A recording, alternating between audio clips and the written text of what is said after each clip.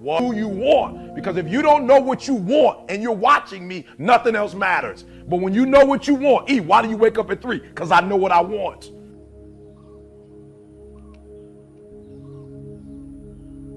Look. Skill that I learned during those formative years of being a distributor, and that's communication. And it's communication in 3 parts. Here's those 3 parts. Number 1, training, showing somebody how the business works. You've had plenty of that already today. But here's the next one, which I'm trying to do a bit of as we finish here today. And that's called teaching.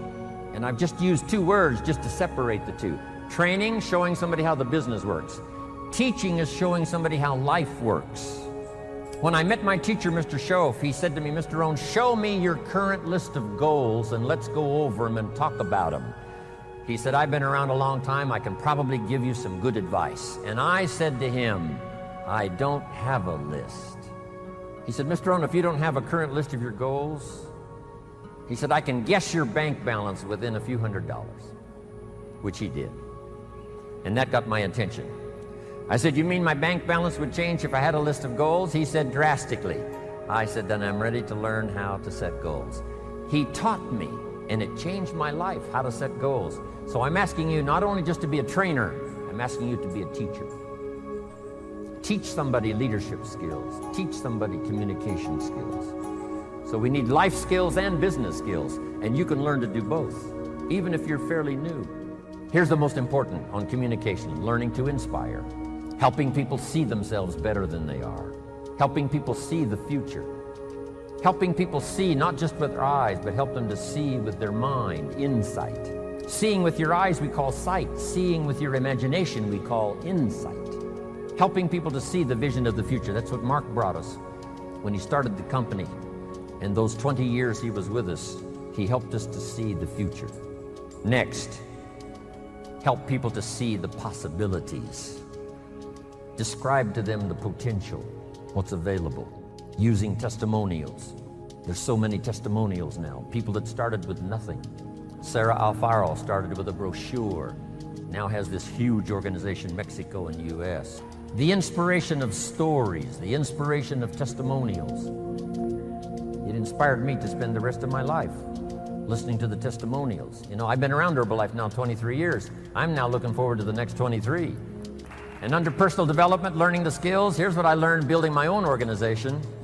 Learn to work with the people who deserve it, not the people who need it, because that's the way life works. Life doesn't respond to what we need. Life responds to what we deserve. It doesn't say if you need a harvest, you'll get one. It says, no, if you plant in the spring, you'll get a harvest in the fall. Reaping and harvesting belongs to the planters, not to those who need, but to those who plant. Then here's the next key. Show people how to deserve your time. Work with the people who deserve it, but show them how to deserve your time, your attention, your information. I think that identifies most people's lives. In other words, average becomes sort of like this slow asphyxiation. It's almost like an anesthetic. And that over time we become kind of immune and dulled to the average that we're becoming. I know this is true, at least for me. You probably experience it yourself too. And so over time we sort of minimize where we're at. In other words, I'm a little pudgy instead of being, no, you're a fat ass, right? You don't magnify the degree to which the pain ought to be affecting you. And so really what he means in that is, listen, you're going to get out of your life what you'll accept. That's really difficult for people, I think, to understand is, look, what you think you're worth and what you're going to tolerate is absolutely what you're going to bring into your life and what the outward part of your life is going to look like. And so I live by that. Like, I let myself sort of feel the pain and the difficulty of being not where I want to be in whatever that area is, whether it's my spirituality, my relationships, my money. I let myself feel that pain because, as you know, there's 2 motivators, right? There's the gaining of pleasure, right? Wanting to go get something, chasing the dream. But then there's the avoidance of pain. And for a lot of champions, that's a pretty big driving force for them. And so at least for me, I leverage both of those things on me to get myself to take action. It's important because there's no relationship between that and eroding your self-confidence. In other words, self-confidence is really self-trust. So the first thing is, the people I know that are really happy are very self-aware. In fact, the best entrepreneurs I know are very self-aware. They're aware of their shortcomings, right? They want to improve them. They want to get to the next version of themselves all the time. And so for me, self-confidence comes because I didn't have it. And I think anytime you meet somebody like yourself or myself who might now appear self-confident, it's because I really had to find tools and resources because I was so insecure and shy and introverted. So I had to find techniques and resources to build that up in me. And for me, it's very simple. It's the promises that I keep to myself. If I have a habit over and over of beginning to stack one on top of the other, of keeping promises I make to me, not other people. In other words, the minute you begin to get external in your life, worrying about what other people think about you, right? You've lost all control. And it never fills you up. And people's admiration, people's gratitude towards you will never fill you up. It's your own. It's your own inside. And so for me, self-confidence comes from keeping the promises I make to myself. And the other part of it is being aware I'm doing it. In other words, most people don't give themselves enough credit all the time. They're very aware of these 20% things and not aware of the 80, right? And that's why the dosage is so important too. You've nailed it. It should be 80-20. Right? Because people get addicted to this. I'm not good at this. People don't like this about me. I don't feel good. Instead of focusing on the 80 and stacking it up. Wow, I did eat what I said I was going to today. I did get up when I said I was going to. I made the amount of phone calls. I treated people in such a way I promised myself. It's not just doing those things. It's rewarding it. It's being aware of it and stacking that up. When I work with athletes, the successful athletes I work with, when they're in a slump, it's never that they can't hit a ball anymore or make a shot or swing a golf club. They've lost their self-confidence. Somewhere along the way, they've lost the ability to focus on the things they are great at and stacking those promises they make to themselves. And the way I get them to break their slump is not correcting their swing or getting them positive. It's getting them to acknowledge the small promises, showing up to batting practice early, hitting that extra bucket of balls, beginning to reward themselves for the extra promises they keep to themselves, puts them back in a state of self-confidence. All of a sudden, they're hitting the ball great.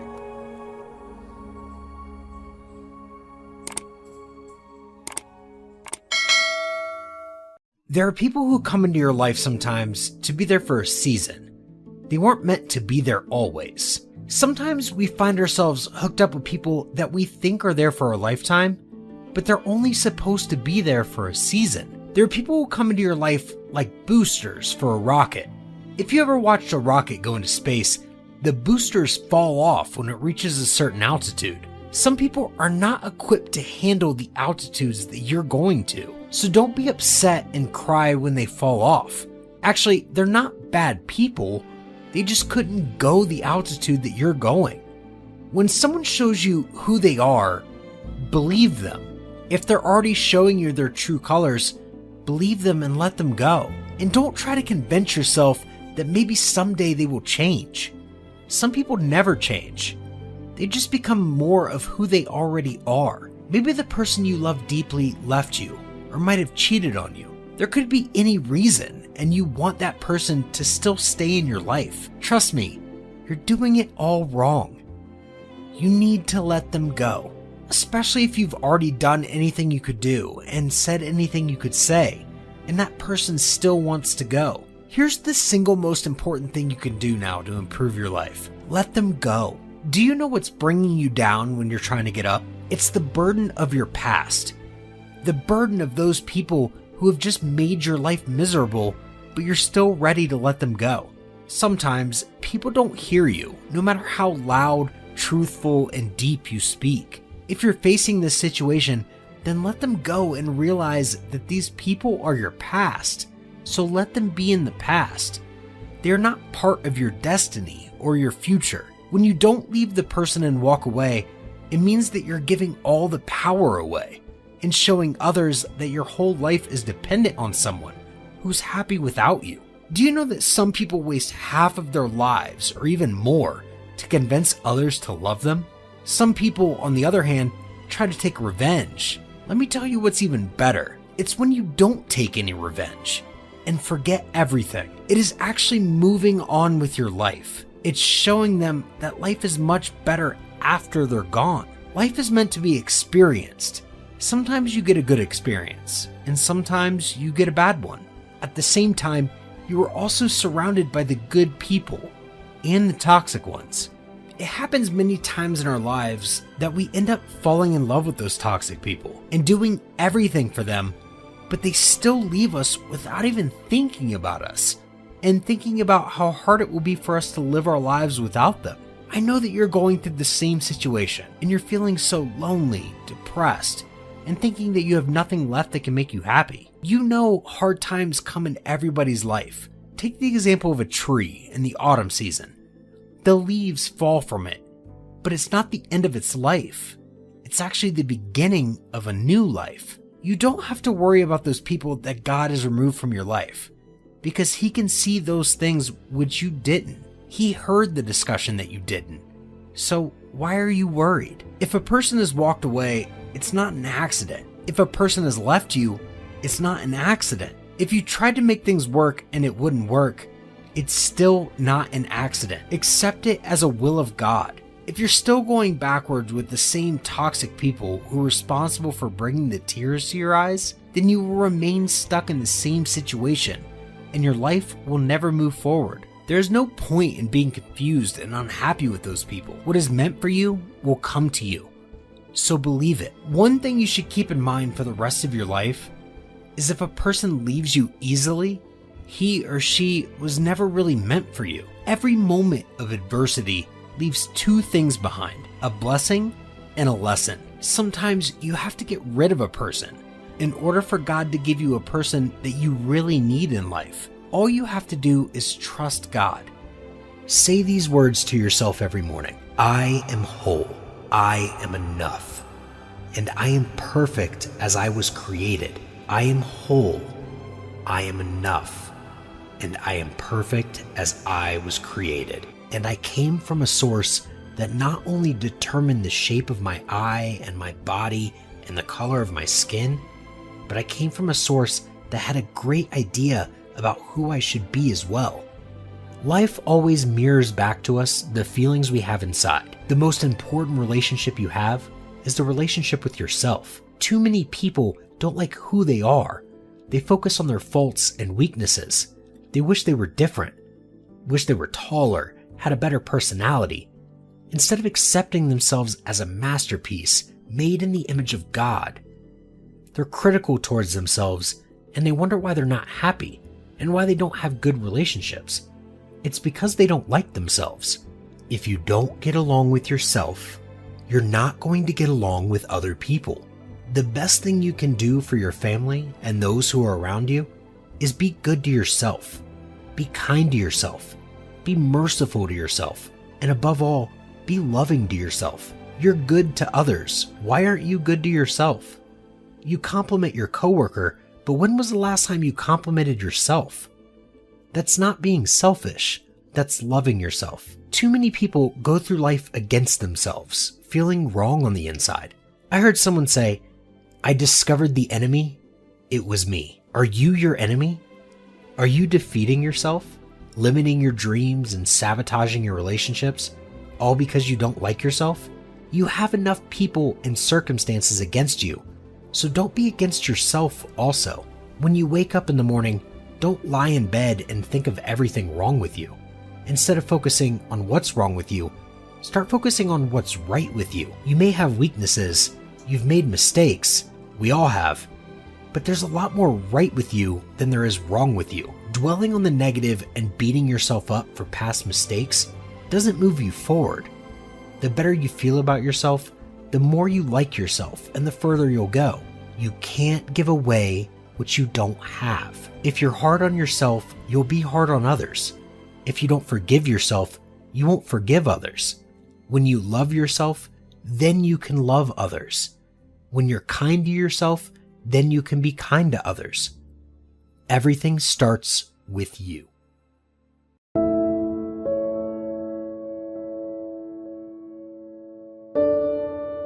The hardest person to forgive can be yourself. As powerful as it sounds, forgiveness is the biggest gift we can give ourselves, but it's not an easy one to attain. People who withhold self-love often find that they are constantly at war with themselves. So when things go wrong in a relationship, it leaves them feeling unfulfilled and unloved. Having the punishing feeling that we have done wrong things in the past makes it difficult to forgive ourselves. This self-punishment we inflict upon ourselves means we are constantly holding ourselves accountable because we don't want to repeat the same mistake that has hurt the people that we love. Unfortunately, this negatively critical mindset will not do us or our loved ones any good. On the contrary, it will make us feel disconnected. It also breeds insecurity, fear, self-rejection, and self-hatred. These poisonous feelings stop us from finding true happiness and love. Humans, by our social wiring, are born to connect. We crave to belong, to love, and be loved.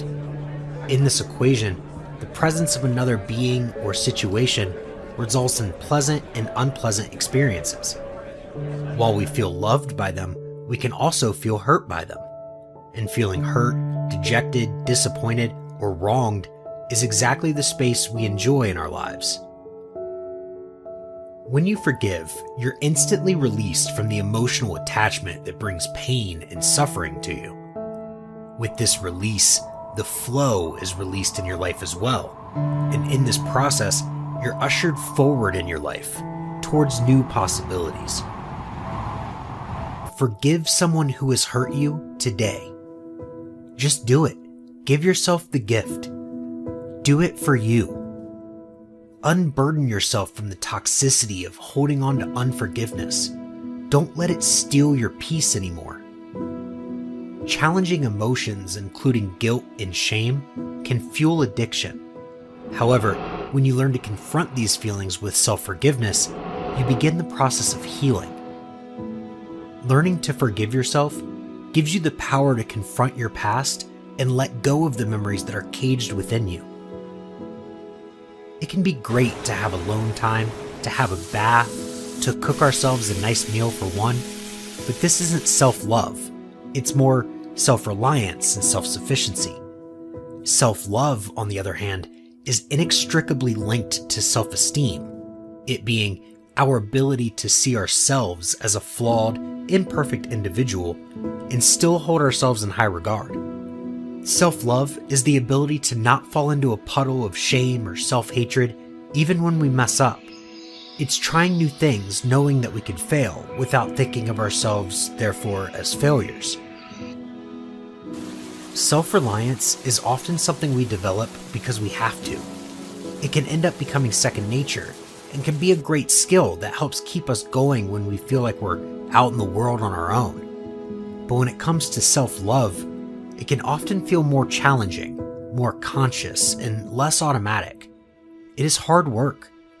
It looks like constantly speaking against our inner critic and trying our best to unlearn the countless unhelpful messages we've received. It is noticing when what we are doing is more self-reliance and questioning the often internalized belief that all we have is ourselves to depend on, that we would be bothering others if we were to ask for help. We all struggle loving ourselves, trusting others, coping with our emotions, communicating effectively, understanding ourselves, honoring our potential, and feeling relatively authentic, confident, and unashamed. And we beat ourselves up for not nailing these things 100% of the time. If we let others into the less filtered parts of our lives, we would notice that we're not alone in any of these struggles. So challenge yourself today by letting a loved one, a friend, or a colleague in on what might be really going on for you. Have that vulnerable conversation. But forgiveness of ourselves means having compassion for ourselves. And having compassion means being kind to ourselves. It means reminding ourselves that we are only human. Sometimes we will lash out at people who mean the most to us. Sometimes we will say or do the wrong things, but that's okay. Life wouldn't be interesting if we always had it together. It's about acknowledging how you feel about the situation, reminding yourself that you are only human, that so many others have also messed up and feel terrible about it, and remind yourself that you're worthy of compassion and of forgiveness. Today, I am forgiving myself for not getting enough sleep, which caused my anxiety to rise as well as my irritability towards others. Today, I'm forgiving myself for taking on so much and often feeling like I want to quit. And today, I'm forgiving myself for being so hard on myself when things don't go my way. The people that love us the most will always forgive us when we mess up. We deserve to forgive ourselves as well. We deserve to be that trusted place for ourselves when we fall short. We deserve to be the person that loves ourselves so much that when we feel like we didn't do our best, we can provide comfort to ourselves rather than criticism and judgment. Try giving yourself a break today. You're doing the best you can, and I can assure you that it is enough. So if you've messed up and it's tearing you apart, it's okay. But remember that you deserve forgiveness to continue on this beautiful life that you have been given. At the end of the day, what truly matters is that you can recognize your mistakes and correct them. With the endless possibilities of recovery, you now have the opportunity to seek forgiveness from yourself and others. You get to stop the cycle of shame and guilt and forgive yourself. Self-love and forgiveness is the key that unlocks the doors of recovery.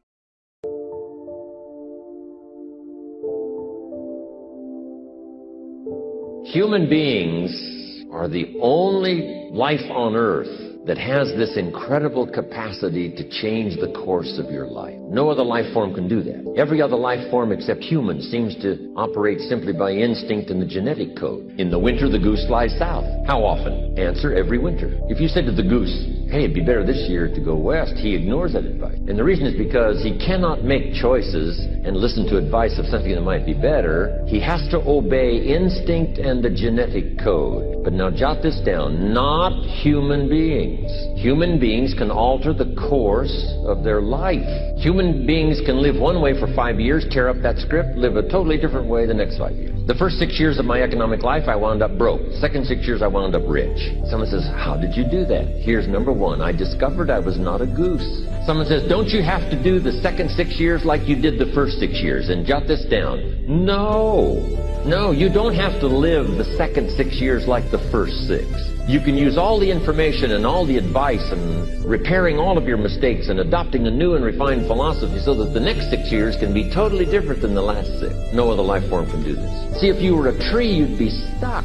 As a tree, if you used up all the nourishment that was around you and you couldn't change location, see, you would die. But that's not true. Human beings can change location. Go north, south, east, west, live here for a while, live somewhere else for a while. So that's a note to make. You can greatly alter the course of your life. Now here's the next note to make. 5 years from now, you will arrive. The question is where? This is for mature people now. If you keep up your present disciplines and keep up the present pace that you're on, where will you be in 5 years? Boy, it's easy to say, hey, I haven't really thought about that. So now make this note. In 5 years, here's the probability. You will either arrive at a well-designed destination or an undesigned destination. Well-designed or undesigned. And I promise you, 5 years from now, you really don't want to arrive at an undesigned destination. Because you may very well wind up wearing what you don't want to wear, driving what you don't want to drive, living where you don't want to live, maybe doing what you don't want to do, simply because you didn't design a better destination. Here's a habit that I do. Maybe it might be of some value to you. I get up in the morning and I start writing what great ideas that I can think of today that can improve me and that will enable me to reach my goal. And I just let my mind flow. Sometimes I write 15, 20 ideas. Some days it's more difficult than others. One idea can change your life. One idea can turn your life around. Deciding that you're going to focus to develop your skills. The guy was the new owner of a baseball team that was in the basement of the league when he took it over. He went to the pitcher and he said, what is your best throw? He said, well, I got a good curveball and I've got a good fastball. And he went on talking about his different throws. He said, but tell me this, what is your best throw? He thought for a moment. He said, I've got a good fastball. He said, that's all I want you to work on. Nothing else. Just develop your fastball. The next year, they went to the World Series. Most people don't know where their fastball is. Most people go through life never discovering what their talents are. Most people never develop their talents. They have skills and abilities, but if you don't nurture them, if you don't develop them, they will never serve you. Your gifts can take you many places if you develop your gifts.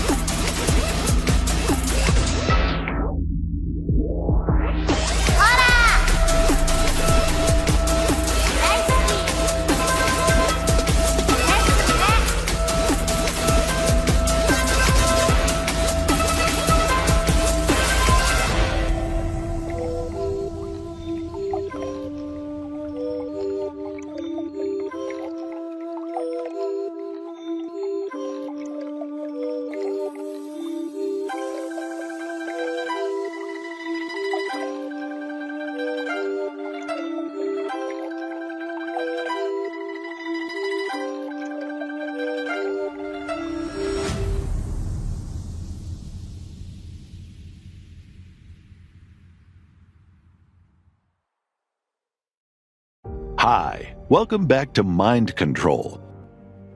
You are responsible for your life. And if you're sitting around waiting on somebody to save you, to fix you, to even help you, you are wasting your time, because only you have the power to take responsibility to move your life forward. Nobody is going to cry for you. They have their own tears. One thing I'm positive about is how ROI negative complaining is and how much I'm trying to suffocate the practice of it. I really have been fascinated by people that have changed their mindset into understanding that everything that is not going well right now is their fault. It has been remarkably important to me in understanding that everything that I'm not happy about is on me. It's a remarkably interesting brain twist. The amount of energy spent on things that you can't control versus being accountable to what you can control has been a huge separator for me in the last 4 or 5 years as I've dug deep. I always tell people the most valuable lesson I got from my mentor, Jim Rohn, was I asked my father to work 2 jobs. We were always broke. We had no money for food. And we lived in a community we moved to, which was, I thought they were all rich and we were on the other side of the tracks. It was lower middle class, but compared to where we lived before, these people seem rich compared to us. And I just didn't understand it. And Jim said to me, Tony, it's not about the value of your soul, it's about the value of you in the marketplace. And your father's skills are not that valuable. Someone said we have 2 primary choices in life. We can either accept conditions as they exist, or we can take the responsibility to change them. See, a lot of people want to exempt themselves from taking responsibility. All they want to do is talk about the problem. Every time you see them, they'll tell you their story over and over and over and over again. No one's going to do anything for you. Couple rules of being a real leader. You need to take responsibility for your own life. Bringing energy to your team, leading in recruiting, leading in leadership, leading in growth. Nobody owes you anything, but you owe other people everything. That's what a leader does. You take responsibility. You know exactly right now what you're not doing. It would be criminal of you to leave here and say, I don't know what to do. You know exactly what you're afraid of. You know exactly what you've been avoiding, and you got to make a decision to change it. You know exactly what it is. Don't BS anybody. You know what you need to do different. You know the changes you need to make. And if you can do that and stop kidding yourself, you can win. You can overcome your fear, overcome procrastination, whatever that is. I say to people, you got to participate in your own rescue. You've got to retool yourself. There are no skill sets in community colleges today, for the most part, that are going to prepare you for the economy or a job that's there. So what is that going to do? You're just going to waste more money, more time. We need to retool ourselves. The government's not going to do it for you. And even when you're struggling, even when you're discouraged, and you feel like other people have given up on you, don't ever give up on yourself. When everybody's out there making mistakes, when everybody's out there not being responsible, are you going to be the one to be responsible? If you are a father, if you are a mother, it is your responsibility to be the best parent that you can be. If you are in charge of a company, or you're a manager, or anything that requires your responsibility to step up, then it is up to you to lead by example. You have to take the lead, not always following, but leading the pack, leading in the right direction, doing the things that will take you to the levels that you need to go and beyond them. But you can't hold back anymore. And you can't say, I'm sorry all the time, because your sorry just ain't gonna cut it. Step up to the plate and be responsible. Step up to the plate and do what's necessary. Step up to the plate and do all the things that is required, and then we can talk. Then we can talk about the next thing in your life. Then you can have that intimate conversation with yourself, within yourself, and realize that this is it. Now I got more work to do. There comes a time in your life where you have to step up to the plate. There comes a time in your life where you have to understand the significance of what it means to be responsible. To have the responsibility to understand that you have to take full control of your actions. that many people tend to wait and not get themselves in a position to where they need to be and to be accountable for what they do in their lives. Being responsible, taking full action of everything you do in your life. I met my teacher who helped turn my life around when I was 25. That's 6 years. At the end of the first 6 years of my economic life, I've got pennies in my pocket. I've got nothing in the bank. The creditors are calling saying, hey, you told us the check was in the mail. I'm embarrassed. I'm behind on my promises. I live in America. I'm 25-year-old American male. I got a nice family, every reason to do well. And I'm messed up. Now, what's messed up? I used to think it was the community that was messed up. The country was messed up. The government was messed up. If those Democrats ever get in the White House, that'll really mess things up.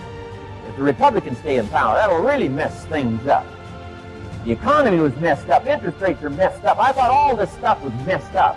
Then I found out that's not what was messed up. I was criticizing the only thing I had to work with. What was really messed up was my own personal philosophy. My own errors in judgment in my own personal philosophy brought me in 6 years to pennies in my pocket, nothing in the bank, and trying to explain why I wasn't doing well, living in America, 25-year-old American male, got a family, every reason to do well. Now, once I understood this, here's the formula for failure: errors in judgment, being lax about developing your own personal philosophy. I'm telling you, it's called accumulated disaster. Thank you so much for watching till the end. Don't forget to share your thoughts in the comments section. Please also like, subscribe, and share this video with your friends and families. Please watch our other motivational videos. Thank you again.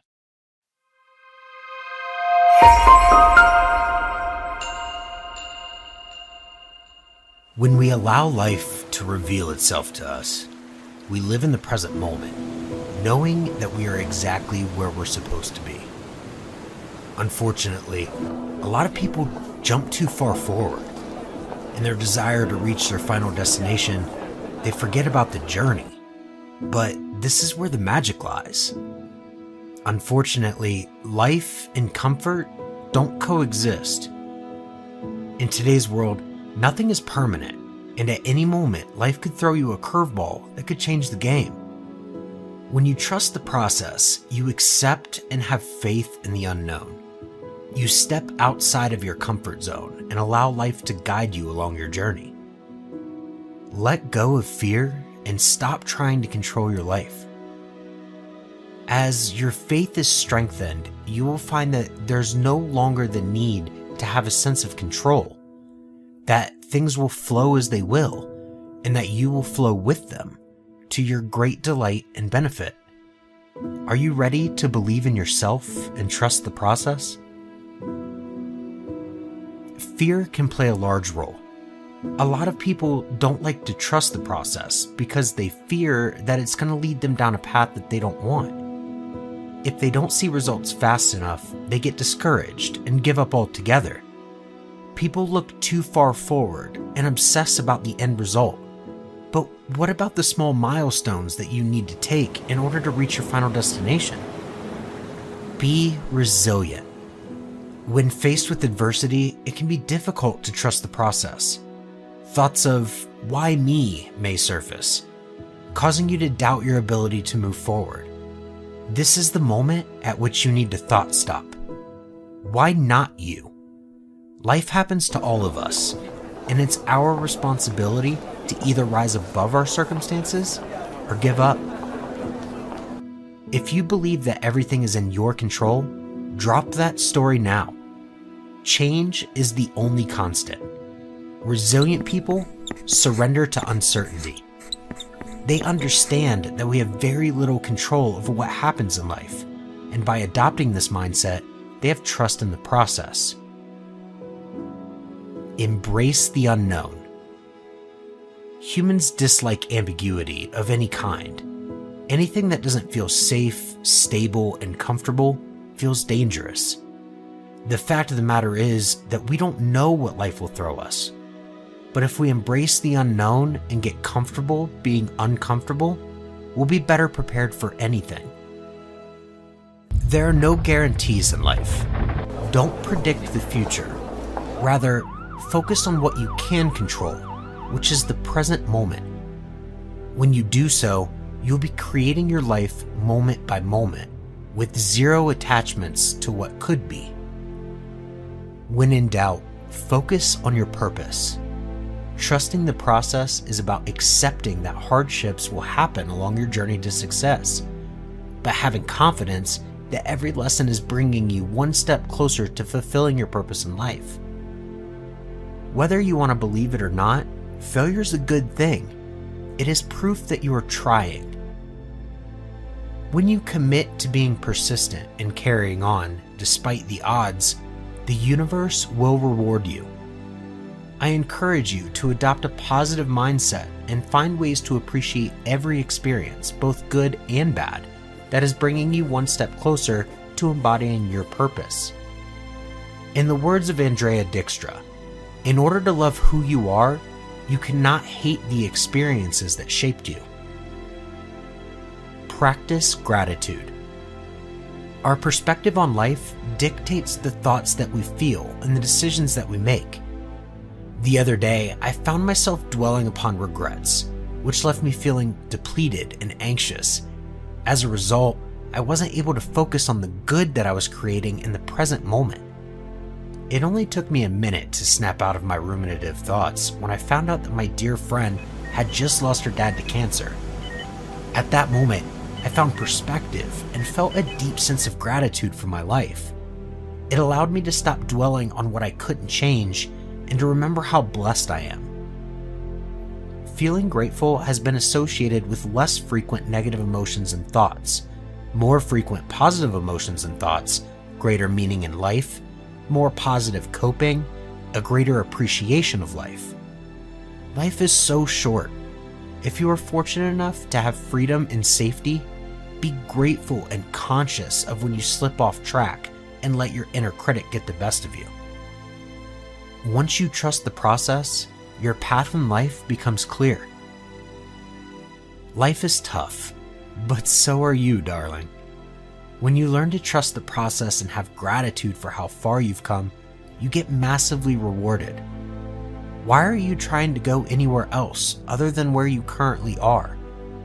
Learn to fall in love with the here and now, knowing that life is going to give you exactly what you need if you're brave enough to ask for it.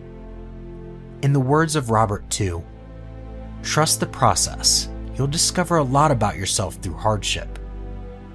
Life is filled with enough anxiety, and there's no reason to add to that by worrying even more. By letting go, you learn to be grateful for what you already have and take it from there. You learn contentment and bliss from even when you're not yet where you want. While difficult, it is one of the most life-changing things you can do for your life. No matter how much you try, you can never control the outcome of your life. However, you can choose to trust and let it go. In letting go, you take yourself much closer to exactly where you're meant to be, whether it's your goals, your life purpose, or something you never expected.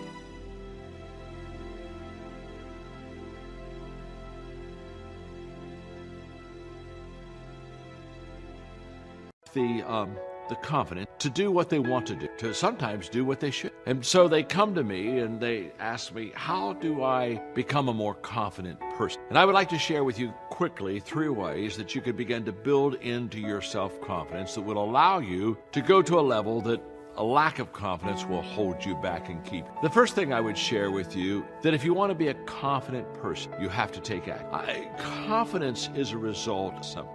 And so many times people cheat themselves because they lack that confidence, so they don't do what they should do, only to leave saying, I wish I would have done that.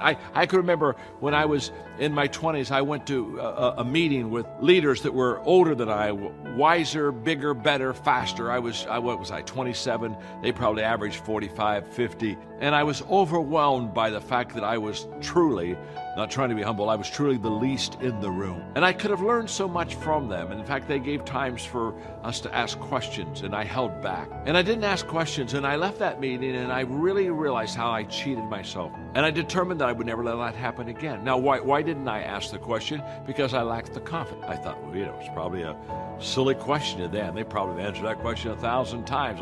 They'll look at me and say, wow, he doesn't really like. And I determined that day that regardless of how intimidated I was going to become, I was never going to cheat myself, and that I was always going to ask the question, even though I figured it may be a real. What was I doing with my confidence? I was making a determination to take action on something that I didn't feel comfortable. And trust me, I did. I never broke that promise to myself, and today I can look back at many times where I just went ahead and did it. I didn't feel comfortable, but I went ahead and did it. And each time I took action, it began to give confidence. The second thing that I have done to build my confidence is to share with others and help them. One of the things I found is that you begin to feel better about yourself when you help other people get better. And so therefore, there's a confidence booster in making yourself invaluable to others because you're always adding value to them. And so I grew my confidence not only in taking actions on things that I perhaps was intimidated with, but I, quote, did it anyway. I grew my confidence by the fact that I began to meet people's needs. And because I met their needs, I began to be valued, and I began to have influence with those people, and all of that process helped me to become a more confident person. The third thing that I did is I spent time with confident people. There's no security like being people. You know it. You know it when you're with them. You know it when you're not with them. You can feel it in the room. A lot of my leadership has been based on the fact that I provide a lot of secure people. They just know. If they hook up with me, if they read my book, if they kind of follow me, if they listen to my lesson, they're going to get better. And that security helps them to become more secure and confident themselves. That's exactly what I did as a young leader. I found people that were confident, and I hung with them. I watched them. I asked them questions. I learned from them. But more than anything else, I immersed myself in the environment of a confident person. We experience whatever we focus on. So if you're focusing on how things won't work, you're going to feel the pain that you associate to that. You're going to create a tremendous amount of doubt, and then it usually becomes a self-fulfilling prophecy. You don't get what you want. Let me give you a kind of a simple example. I'd like you to try something. Please listen and please do this. What I want you to do is think of something you really want to have happen in your future. Something you like to have or do or be. And what I'd like you to do is hope that you'll get this to happen in your life. Okay, try it. Think of something you really want in your life, something you really want to have happen, and hope it'll happen. Notice how it feels when you hope it'll happen. You may even notice what you say to yourself when you hope something will happen. Now what I want you to do is get out of that state. Completely get out of that state for a second. And now let's have you think about the same thing you want to have happen in your life, but this time I want you to expect that it will happen. Absolutely, totally expect it. Know it, okay?